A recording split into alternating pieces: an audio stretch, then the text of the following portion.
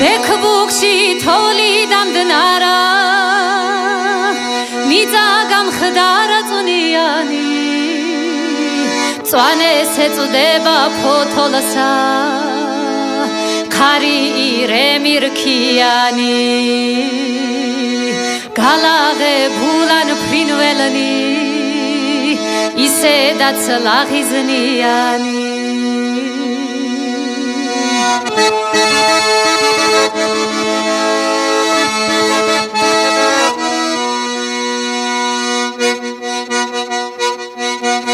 აღარ მესტუმრა არწივი